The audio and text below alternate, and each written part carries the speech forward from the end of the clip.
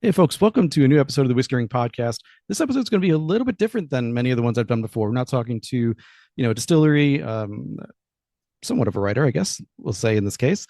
Uh, but really, we're talking to a chemist at heart and someone who I first came across on LinkedIn, where he's been posting a lot of his work with chemistry and chemistry of spirits. And he now has a newsletter that's going out weekly, the Distilled Edit. It's become a much larger product and project than I think even he anticipated when he started. So to talk about this, I'm welcoming on Mr. John Angus, again, the creator and driving force behind the Distilled Edit and many more projects to talk about. So John, welcome on. Oh, thank you for having me. Anna, thank you. So I want to just kind of start us off with something you posted. This was about 3 months ago, and you posted it after 6 weeks of doing postings. So this is what you wrote. 6 weeks ago, I started posting about whiskey flavor chemistry, not to start a business, not to sell anything, just to learn. I was researching and sketching visuals to help me understand how flavor is shaped from grain to cask as I transition into the distilling world. I thought maybe a few people would find it interesting.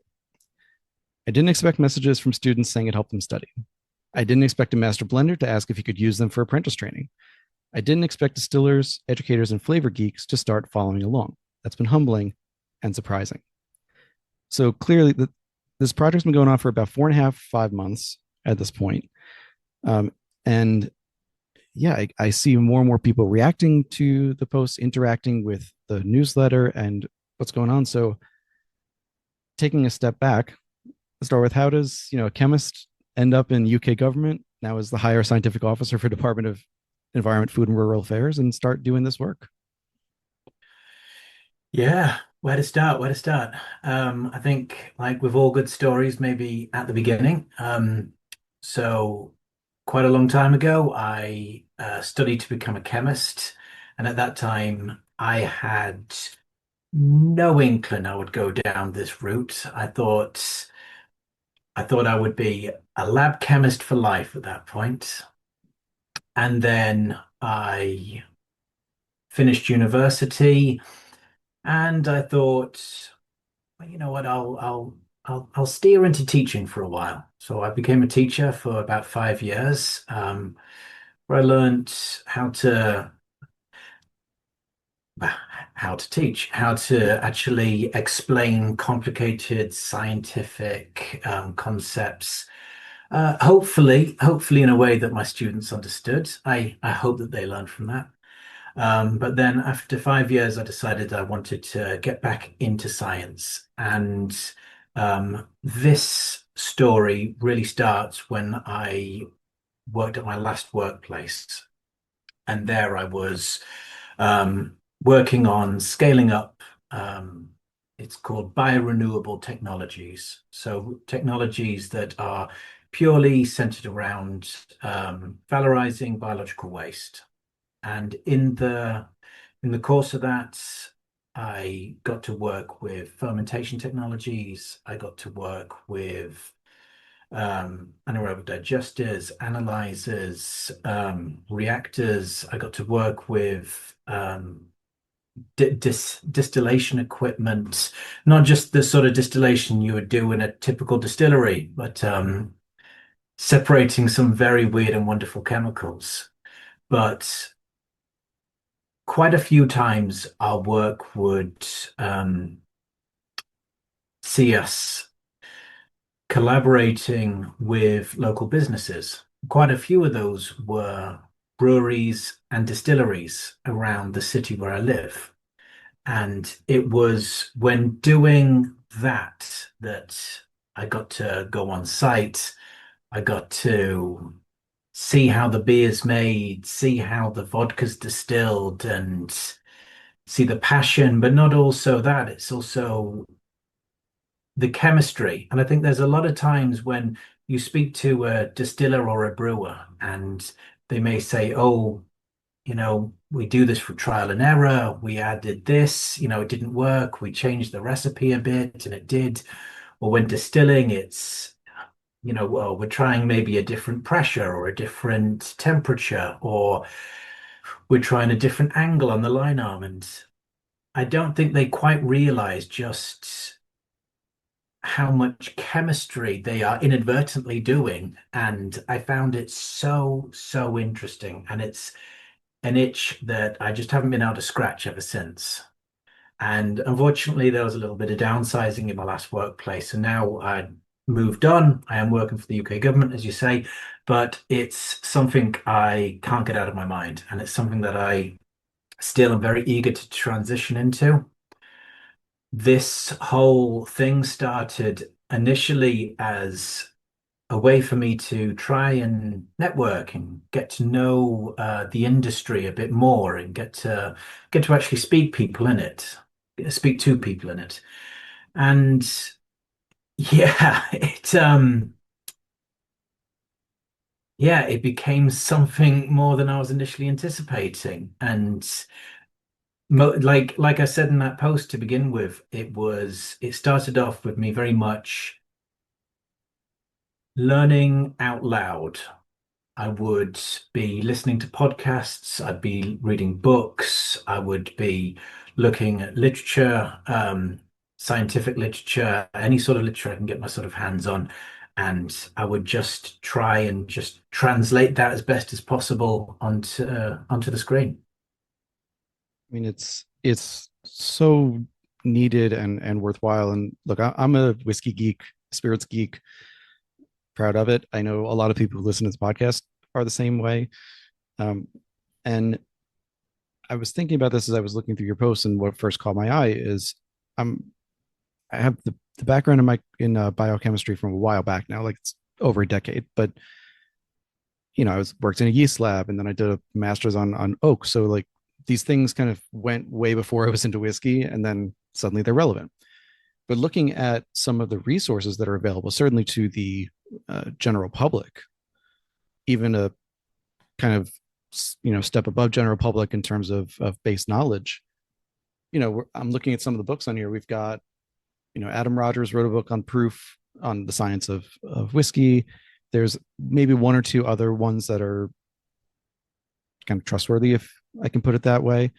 But then you really have to go into either these really heady conversations with distillers, chemists, and such, or you have to go into textbooks Mhm. to get this kind of information.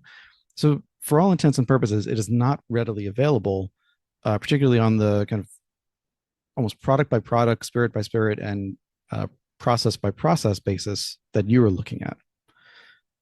So, I'm curious, as you started this, what did you envision as your initial scope in terms of like how granular you were going to get and how many areas you want to? So, breadth and depth.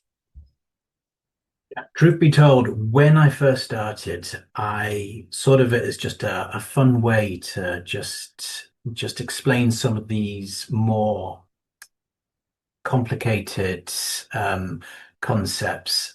And I never really thought, what level of detail am I going to go into? Am I going to have some posts that are much more technical and some posts that are a bit more fun? I never thought that way to begin with. I've started refining it a lot more since then. But to begin with, it was just a thought experiment to begin with. I mean, it's fun. And just to kind of cross a bridge here, um, you said this kind of came out of your now previous job. Does your current job intersect with this work at all?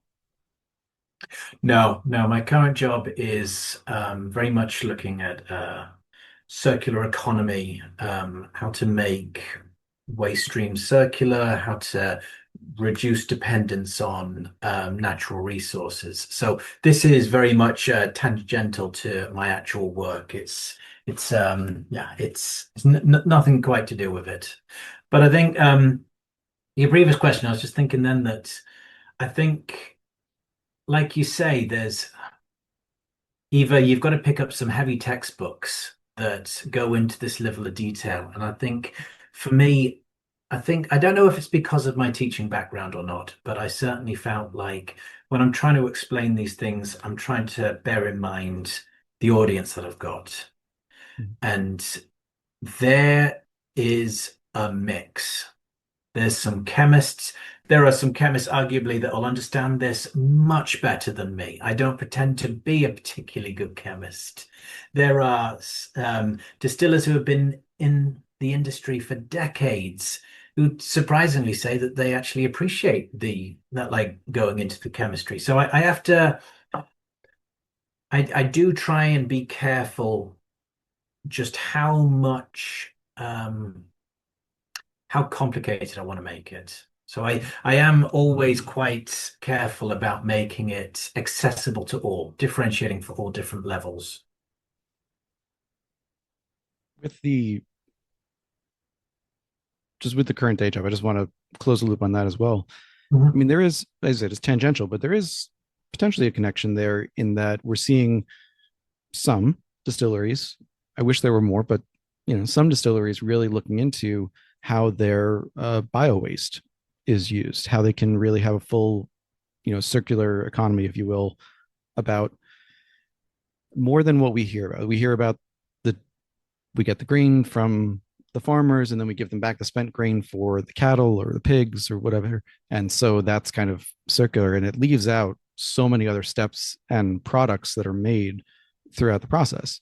Like what do you do with the heads and tails? What do you do with Mhm. any number of things throughout the process of distillation and fermentation, all of that.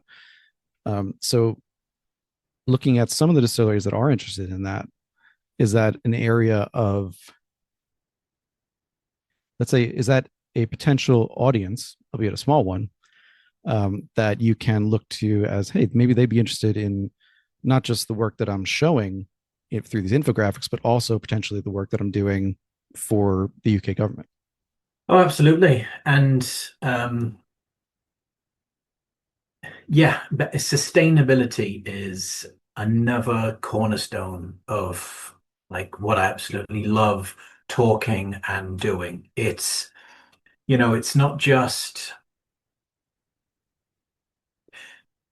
so quite often when we talk about waste, we talk about a waste hierarchy. So, okay, so we take this spent grain and we can give it to cattle as an example.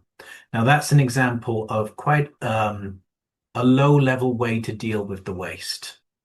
But then what you could do is you could potentially put that into an anaerobic digester and you could generate electricity from it. So you're producing like another valuable resource from it.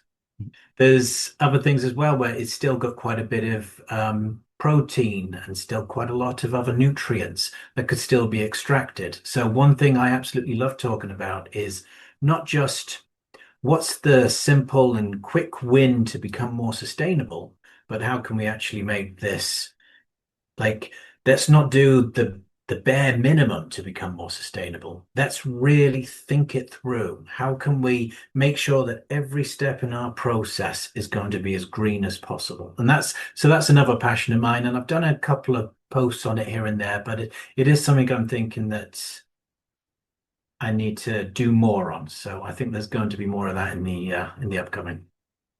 I love that it's it's incorporated, it's front of mind for you. Again, I think about like if you're feeding it to the spent grain cattle, which is I know we're focusing on this as a particular example of that process, but It's a big let's take that example. forward. It's a big example, right? It's the one that every distillery says, "Oh yeah, we're green because we get rid of our draft this way instead of just throwing it away or something." But if you throw it into an anaerobic digester, if you find other ways to extract the proteins that are left over after you remove the starches and most of the other chemicals that you need, chemicals, you know what I mean, from the grain, there's a lot to be used there. And if you're just feeding it to livestock, which is already a very not green proposal to begin with, then you're not green. You're doing the opposite of that. You're kind of helping that negative cycle continue, that negative feedback cycle. So I noticed that there were a couple of posts about that. So that's really where that question of like, does it interact with the current day job come in? But I get how it also has to be a little bit split. Yeah, yeah, yeah. Um, Not to cause any extra consternation for your boss if they were to listen to this podcast, but you said this is potentially a transition to you moving into the spirits industry writ large, if you will, uh, has if you had your kind of perfect path set out, like what would that look like from what you're doing now and where you would want to be in the industry? That is an excellent question. And it's one that if you had asked me 5 months ago, I would have said without a shadow of a doubt, I would just love to go into a distillery, like work and train my way up, but also work on the R&D side of things, the more analytical side of things, the more sustainable side of things. But as this has progressed, I'm not entirely sure. It's one where I would love to do that, but also, is there a place in the industry for um, this type of trainings, for this type of information? And that's something I'm still answering. And it's something I think it'll take me quite a while to really understand, but I'm hoping that there's a place for my sort of voice in the industry. And if there is, I would love to pursue that. So, yeah. I was thinking about where there are, I mean, there are some companies that push forward this idea that they have chemists on hand, they have labs. It's not generally with smaller distillers, just there's just not enough funding to go around and such. But certainly, like, Brown Forman is not shy about having uh, many labs. Dr. Rachel Barry leading several of them. I know Michter's has a lab because I've been inside it. Uh, you know, uh, Diageo, I'm sure, has a bunch. I'm sure all the major companies have them for, if nothing else, for quality control purposes and making Hmm. sure things are all good. Um, but you do see some of them, at least, putting out more of this, and I'll keep referring to it as nerdy material, and it's not meant in any derogatory way. It's really meant as a quite No, I complimentary love way. it. I love it. They'll put out more of this nerdy detail about what they're doing, so that, like, if Brown Foreman puts out the oh, it's just a good example. So when they changed the wow, I'm blanking on the brand name. Oh my goodness. The Glendronach, when they changed a couple years ago from being non-chill filtered to chill filtering all but one or two of the expressions. Um, Obviously, Dr. Barry was asked about what does that do to the whiskey? What are the chemical changes involved, and what does the taste end up being? And she was pretty adamant, like there's not going to be a difference here. The whiskey audience that had a voice on this was like, yeah, hell yes, there's a difference on this. Like, what are you doing? So this is to say that there's certainly a larger than expected segment of spirits drinkers, not just whiskey, but spirits drinkers who are interested in not only what do these tastes mean and flavors mean, but if you're making a change, what is that going to mean for my products, that I buy next week versus the one 5, 10 years from now? So I Absolutely. think there's definitely room. Like I said, you might have to go to a large company to find that room, but I think there's definitely room, like you said, for your point of view. I think there's definitely something said as well for the audience and the whiskey enthusiasts. They, I don't know about yourself, but I've seen now so many reports saying that the trend now is moving very much to they want much more transparency. Mhm. They want to know how it's made. This whole idea, from back in the 40s and the 50s that, no, how we do it is proprietary. I don't Mhm. know why they bother doing that. Who's got the money to go and recreate a spirit because they liked it off the shelf? I think tell people how it's made. Tell people why the subtle differences that you use in your distillery. Maybe it's a slightly hotter fermentation. Maybe it's slightly more refined cuts. Maybe it's that you take your grain from a completely different field and it's got a tight, slightly different terroir to it. I think all of these things are what the audience want to know about and how it impacts their drink. Because too often I see so many bottles in the supermarket, and it's like hints of vanilla and caramel and toffee, and oh, this one's got some coffee and some smoke. And I think, you know what? They probably all taste great. And that little tasting note is not doing anyone any favors. You can pick up two that'll say hints of vanilla and toffee, but they will taste different. It's not doing themselves any favor. And I think having that level of transparency and explaining the science behind it is exactly what consumers want. Not to mention the growing consumers that want to know about the sustainability of the distilleries as well, which I am starting to see more and more distilleries trying to become more sustainable, and it's great to see that. But I think they need to shout that a little bit louder. The same with how their process is different and why their spirit's different. What makes me pick up two bottles with the same tasting notes and think that's the one I want to drink? Yeah, you're absolutely right. To At the risk of tooting my own horn, I've taken a couple of brands to task over that in the last few years. About yeah, it all says vanilla, baking spice, brown sugar, and caramel. Like, Yeah. okay, you've just described the general flavor of bourbon. Congrats, or a bourbon cask if you're doing a single malt, aged in a bourbon cask. Great, but no one's going to say that like an Elijah Craig and a Knob Creek and I don't know, a Wild Turkey, three different distilleries, they're all going to have those notes, but they're not going to all taste the same. I Might taste a agree. little It's the similar, but same. they might Yeah. taste not going to be the same. It's the same with things like rye whiskey. Yeah, Now, personally, I'm not a massive fan of the spicier whiskies, but rye can be such a spectrum.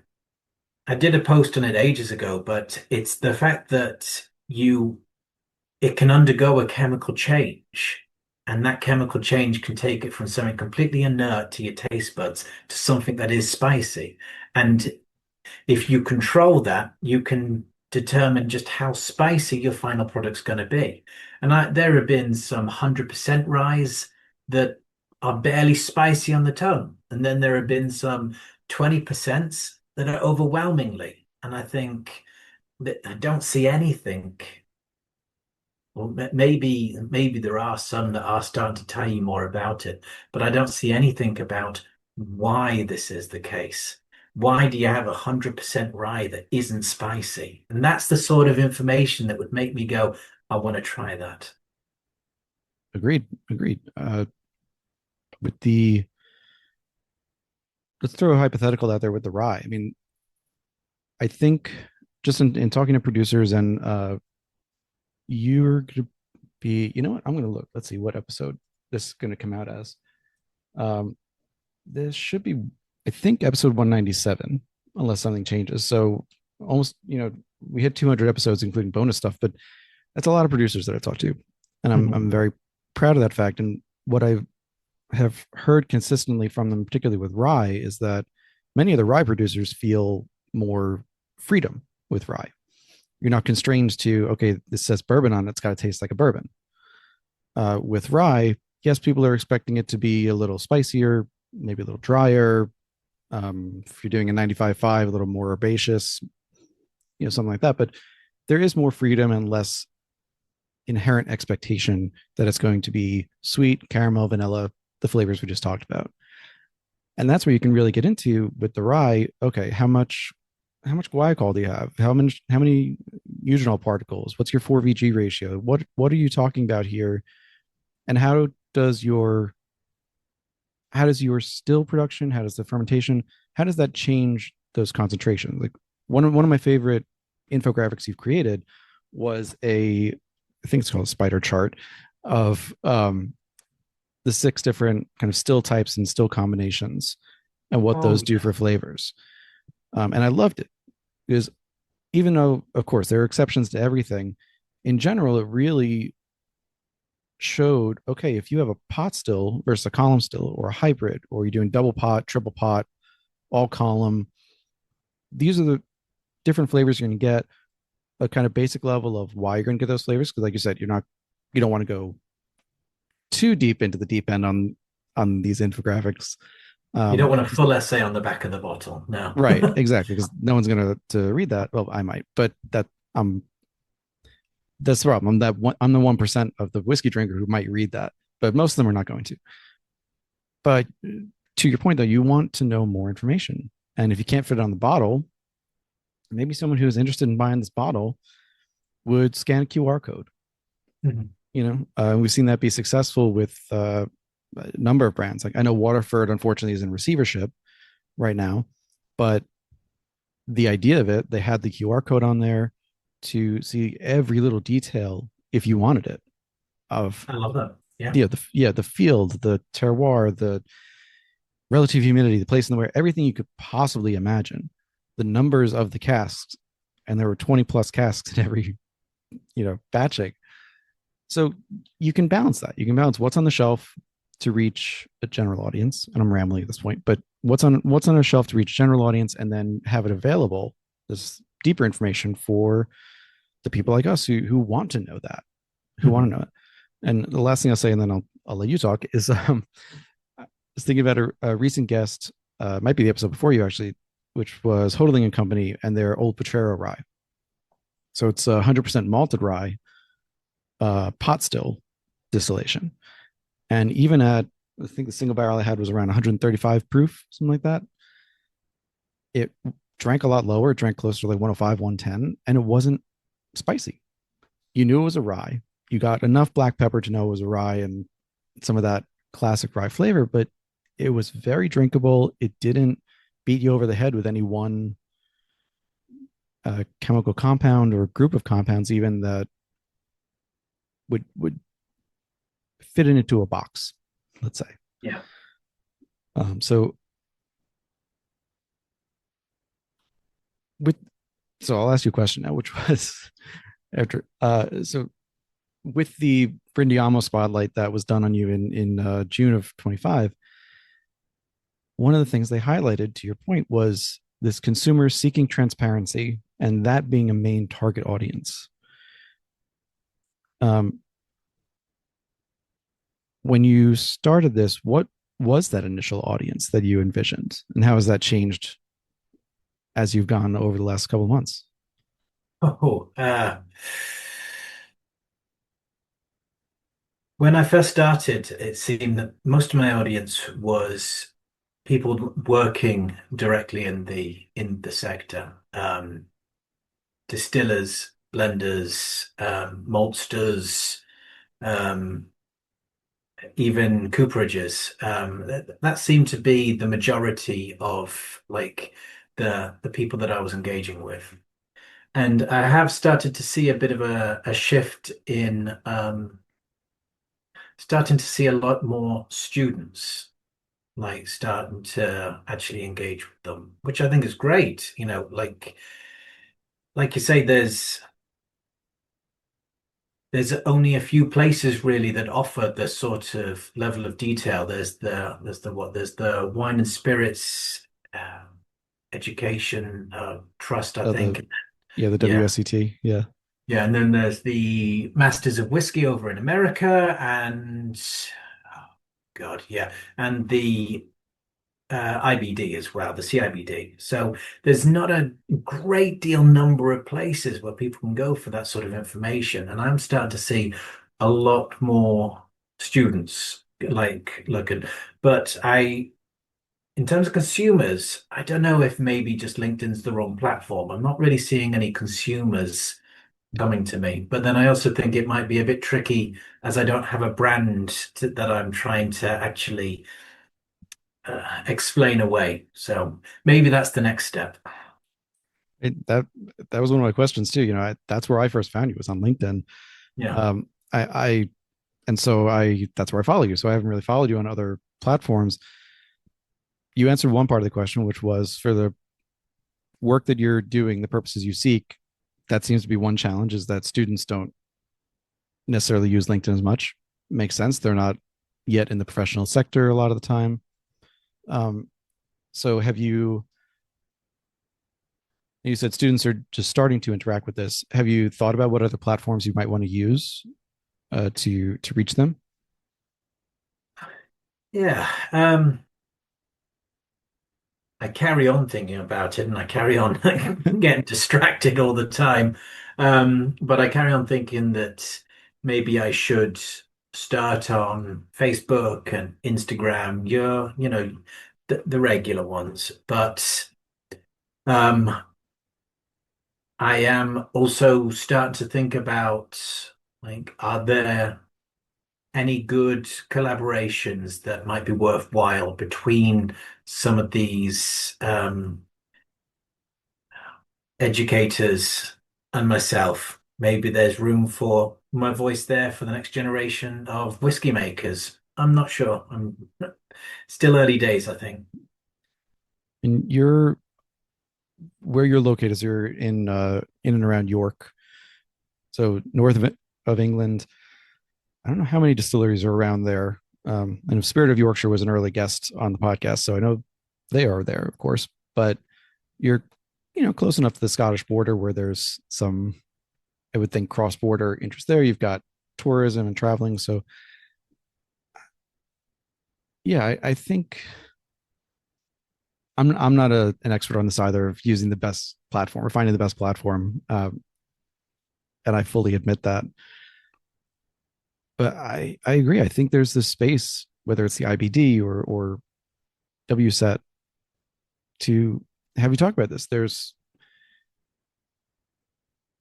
this was also in the Brindiamo spotlight, um, that you've been able to work with some startups, some legacy brands. I won't risk an NDA by asking you which ones you have been involved with, unless you feel free to share. But turning technical language into brand storytelling. So it's not just for the nerds, if you will. It's also for the larger audience who's now demanding, call it transparency, call it more information. Uh, I guess my question there is, how did you identify for yourself that that was a skill you had and could offer to others? Oh, I think that that came about just through me essentially blind stumbling through all of this. When I started it, I didn't really know what I was doing and just putting some posts out there and then started to get a lot of people contacting me, looking to either get to know a bit more about what I do or what I can offer, or if they can use some of the graphics, or, like if I can talk to a particular part of the process or something like that. But in terms of when I knew, I'm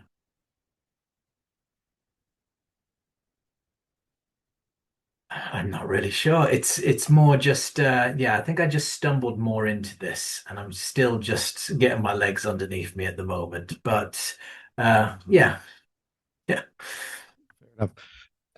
Many of the people I've talked to on the podcast and off the podcast will come into this industry from, let's say they get into whiskey because they worked in brewing or they worked in sales, and they'll have different paths to where they get to. Don't think I've spoken to someone who spent significant time as a teacher before this. And to me, that was kind of where my mind went immediately in terms of translating difficult concepts into something that is easily understood. Because that's ultimately what teaching is. You're teaching something someone doesn't know, make it understandable, and then hoping that they can then transmit Mhm. that knowledge further. So I guess to ask it very broadly, bluntly, call it what you will. Do you think we should have more teachers being added into this industry? Oh, but frankly, yeah, yeah. I teaching at the moment, I've it's I won't go too much into it, but dark days essentially at the It's a safe moment. place. So, yeah. And I think that there's a lot of teachers that are thinking or already have moved out of the industry. And well, for a bit of context, years ago, before I even thought that I would love to work in a distillery, when I wanted to move out of teaching and into a lab setting, I remember, oh God, I contacted recruiters, I contacted like God, it must have been over 50 people on LinkedIn that were trying, like, might be able to help me get a job or something like that. And I remember being told by one of them, it stands out in my mind, and I won't say who, but it stood out in my mind, and he just goes, "You've spent 5 years teaching. It's not going to happen. You're not going to get back into the lab." And I, as soon as I got into my new job, they heard that I used to be a teacher. Oh, you'd be great for the public facing bit. Or it's it's also just teachers are bloody hard workers. Mhm. I just think you'd be miss if a teacher came to you and to your distillery and you didn't hire them purely because they don't have a formal distilling background, you're missing out. I think that teachers can be some fantastic employees. So I think hire them because there are many available to hire at the moment. So hire them. It's we've got context and teachers over here too. It's unfortunately a similar situation where they're just extremely hard workers. Most are, incredible people who want to do a good thing, make a good impact, and they're they are not treated as they should be. Let's put it that way. Yeah, At the risk of yeah, going on a much deeper rabbit hole on that. yeah. Um, but I agree. I mean, I'm I think of as quote, and I hope I don't butcher it, from Greg Davies. So for those that don't know, he's a comedian Oh out yeah, of he's Scottish or English. English. English, he is English, yeah. Where he said, like, I he doesn't think of himself as a great teacher in the past, but he was a teacher. He's got this very imposing presence. He's a big guy, very tall, and but he's like that prepared me for whatever else I wanted to do because even if it wasn't a great teacher, I had to stand in front of a class of students, and if I could make them laugh, if I could make them understand something, then I was golden. And that's the hardest thing I've ever had to do. And even though it's been, 2 decades since he's been in teaching, he frequently references that as a cornerstone of how how he became, a comedian, public speaker, outward facing, any of Oh, these, absolutely. any of these skills that are uh, wholly transferable to any industry, and especially one like this, where people, instead of wanting more information, you know, in that in the post that I referenced in the intro, like that people don't want more technical depth, they want more clarity. So it's not just about providing that information, the name of the enzymes, the name of the chemical pathway to a particular flavor. It's connecting it to flavor. It's making it understandable. Yeah. And I hate using this pun, but it comes up far too often on the podcast. Distilling it down into something that is digestible. And yeah, so I am I can't talk curious. about puns. I called my newsletter the Distilled Edit, so I can't talk about puns. Okay, so do you have heads and tails that you cut off every week? Just or do you or things you can recycle on the next one? Yeah. Yeah, yeah, yeah. Um, I am curious. So we've talked through most of this about the positive side of this, the increased interaction, the way that your audience has changed, the way that your the products project. I keep saying that the project scope has changed. I'm curious though, has there been any pushback?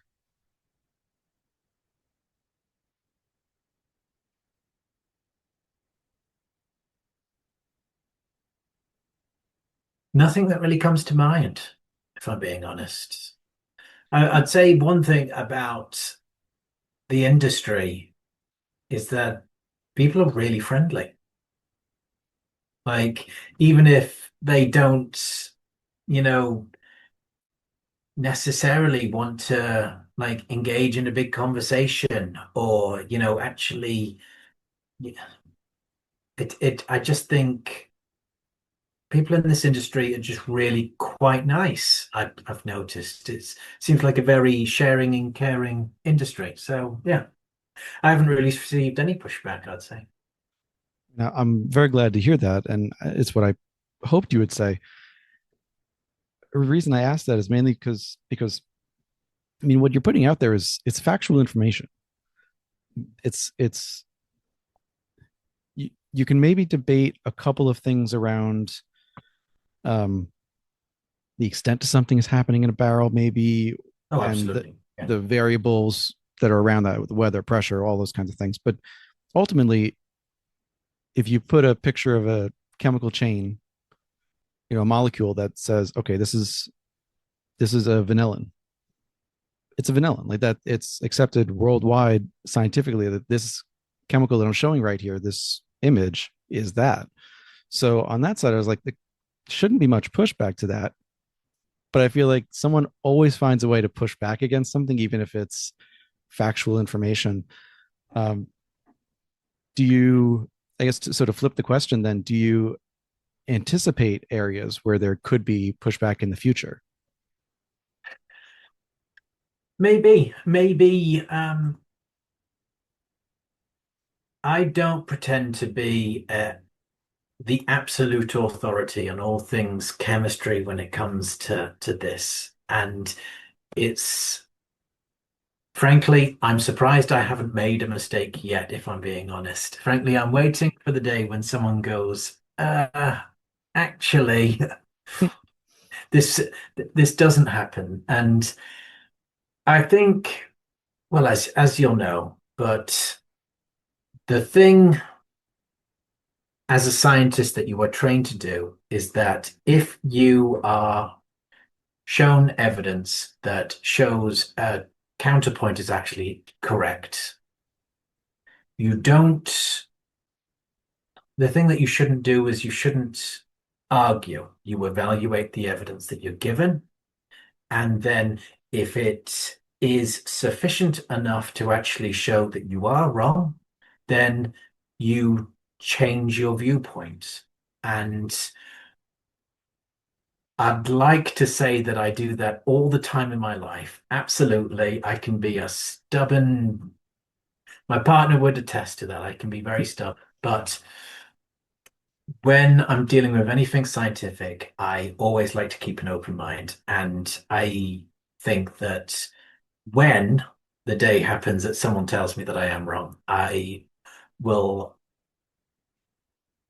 just go with it. I'm not going to be right 100% of the time. No one is. I just move on, learn from it and move on, I think. Or no, and I hope the when that day inevitably comes, when you make a mistake, because you are human, everyone's human, that the person who ultimately wants to correct you, I hope that well actually is either done, through a private channel, because that's just, I think, how it should be done, or it's done in a way that is respectful and follows really what you've tried to do with this, which is you're trying to create dialogue and knowledge transfer. You end a lot of your posts with a question, like, if you change this, what would happen? If you did this in a different still or had a different concentration of this grain, what would happen? Absolutely. It's meant to be didactic for sure, but not, authoritarianly didactic. You're not telling No, I have people not. what it is. Um, so going forward now with this project, I know it's changing very quickly in the last 5 months or so, and the intent that all this is changing. I keep saying that. Um, have you have you gotten anybody reaching out to you about maybe doing like a formal series or a book even? In terms of formal series, no, not yet. Fingers crossed. Um, but the book's an interesting one. I I wouldn't say every post, but I carry on hearing it. I carry on hearing that this would work great in a book, and I can absolutely see that working out. I mean, if it's my own book, God, reading my own thoughts, it would be a living nightmare. But I think it's something I carry on thinking about much more is potentially writing a book. And then every time I do it, the scary thing happens where I go, how do I start a book? So I think I need to, God, speak to someone, learn. I think I need to sit down and force myself to at least start writing something. But I think that in the future, and I can't say when, but I think there could very well be a book on the horizon. Or books maybe don't just stop at whiskey. And that's what I'm trying to do with some of these posts as well, is also show that all of this applies to a whole wide range of other drinks as well. Yeah, to that to that point, I'll come back to the book in a second. One of my other favorite posts was about absinthe. Oh, yeah. It's a really underappreciated spirit, especially on this side of the Atlantic, uh, because it was outlawed for so long. So all we had was this fake green stuff, not true absinthe. And now we do have some producers making real, I won't say homemade because that's not quite accurate, but real, really Moonshining it. authentic, yeah, really authentic absinthe, if you will. Some are even aging it. You know, I have an aged absinthe like 4 years old, 130 proof or something, and it's just beautiful. It is delicious. I love it. Um, I can't share it with many people because they're like, even if you like licorice, it's a lot. Um, but in describing in that infographic, the idea of you have the pre-distillation herbs that are in the steeping or in the pot, then you've got the post-distillation roots and herbs and why you would use different ones at different times. We've spoken about that at times over the course of the podcast when someone makes an absinthe. So like with Copper and Kings or Alan Bishop, but it's pretty rare, you know. And I I do love this idea that while this particular host, like I'm more focused on whiskey most of the time, that a lot of these concepts are applicable across spirits. You Absolutely. know, a distillation of a whiskey and an absinthe or a brandy has a lot of commonalities between those things, especially if the absinthe base is a grain or a fruit, let alone if it's a potato or something. And yes, that does exist, but I don't know where, but I'm sure it does exist. If you can make alcohol out of it, it exists. So with with the book idea, I hear you on that. Like starting the book is that's the hardest thing. Even if in your case you've already got a lot of the information you'd put in there and a template, if you will, for the kinds of like a page or a chapter, what you have in there.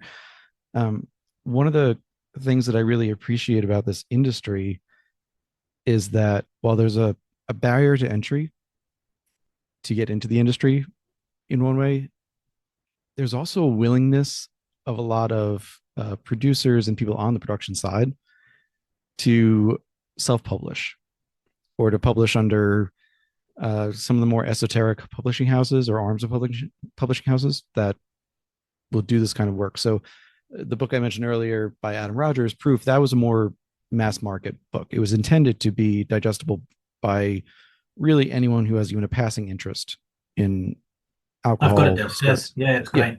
Yeah. yeah, and it was a really good book for that. It balanced it really well.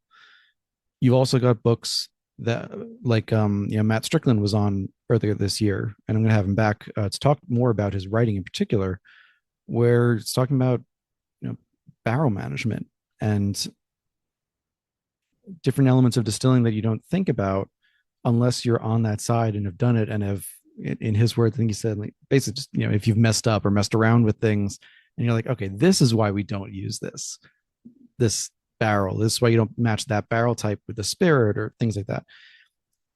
Similarly with storytelling, David Stirk, who I'm working on an interview with, has written multiple books about Campbelltown and the new distilleries in Scotland that have come up over the last few years. And both are with publishers, but it's very small runs and things like that. It's a very specialized audience, of course. But still having that available is such a resource. And I know it's asking a lot. It ends up being a major labor of love a lot of the time, as opposed to something you can retire on early.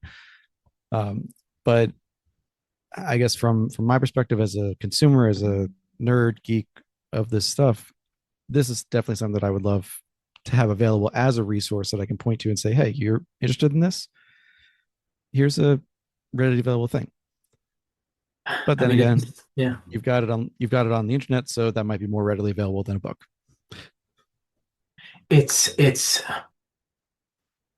yeah, the internet provides the easy accessibility of it, but at the same time, I also need to think of the varied audience. And one thing that I do like the idea of when it comes to a book is being able to go a bit deeper, go a little bit more into the weeds of the actual science behind it, and being able to explain talk a little bit more about experimentation. What if, what if you do this?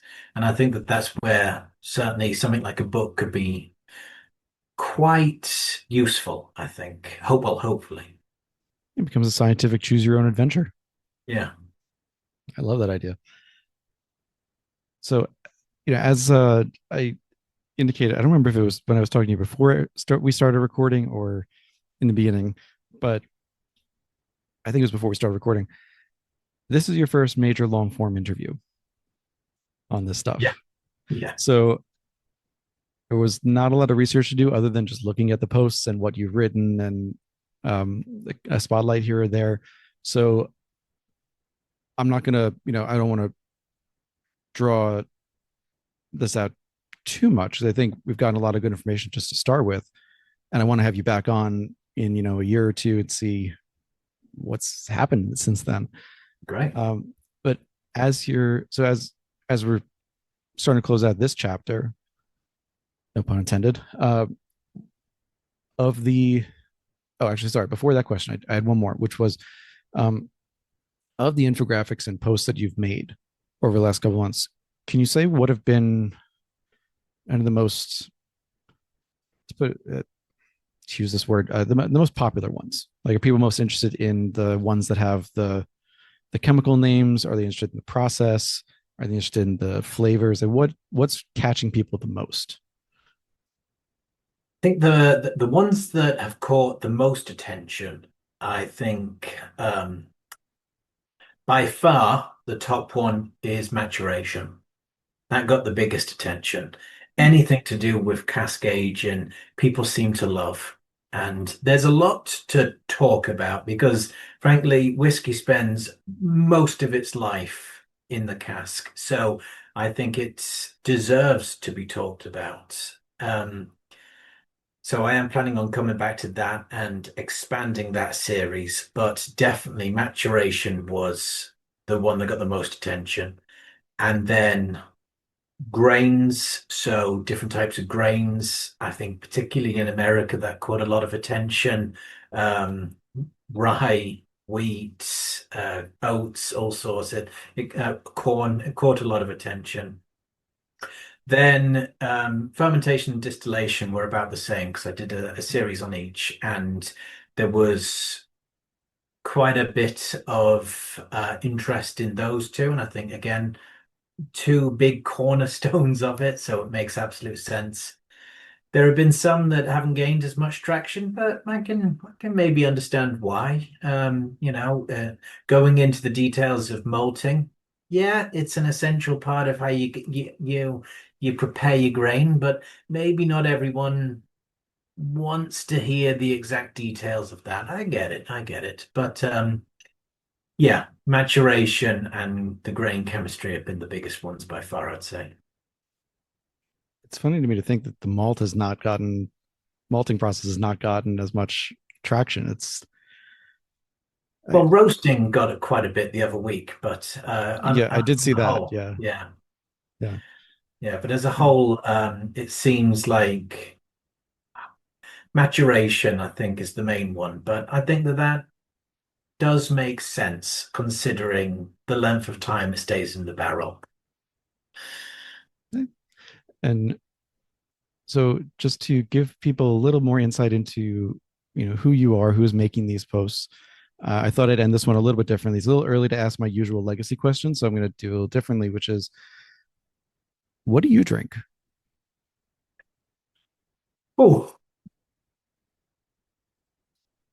well, as this is a whiskey podcast, I'll start with the whiskey to begin with. But I am going through a phase at the moment where I love some nice triple distilled Irish whiskies at the moment.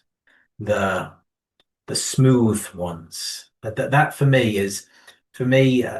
People love peatiness. People love spiciness. I love smoothness, and I'm drinking one at the moment. What's it called? Green Spot from a lovely Irish distillery. It's fantastic. Recommend it if you haven't tried it, and if you have tried it, you know why I love it. It's fantastic. I Um, do love the spots. Yeah. yeah. But then wider than that, God, I love a lot of things. I really quite like my liqueurs. Limoncello is my favorite. Every time I go to Italy, I drink too much. In the winter, I absolutely love port and sherry. I love to experiment and I love trying new things. But yeah, I'd say those are my favorites, I'd say. Love it. Love it. Yeah. I mean, the spots are great. The liqueurs definitely don't get as much love as they need to, and the port and sherry don't get as much love as they need to. That's usually used as most of it's going into just seasoning the casks now as opposed to being drunk. So um, we're I love it. I'm currently reading a 500-page book on how port's produced and could not be happier. I I honestly might want the title of that because that it sounds nerdy enough for me to want to look into. Is hey, if it's going to be used to finish some of my whiskey that I'm going to be drinking, I want to know why it's made and why I tend to Absolutely. like the ruby more than the tawny. Yeah. Um, but anyway, so this will be hopefully the first of many interviews that you do. I'm just really appreciative again from both the consumer and a whiskey nerd side of what you're doing here, and really glad I could have you on to talk about it. With you've got multiple life events coming up, so that to squeeze this in before that as well. Yeah, Um, it's going to be a busy couple of weeks. exactly. So with that, hang on with me for just a minute after we finish the recording. John, again, thank you for coming on, for talking about your passion here, what is driving you to create this content that we're enjoying and hopefully more will enjoy. And I'll be definitely sharing links to not only your profile, to the Distilled edit, so people can subscribe and follow. Please like, follow, and subscribe to the podcast if you're listening. And if you haven't already, it makes a huge difference for us. And I'll see you all next week.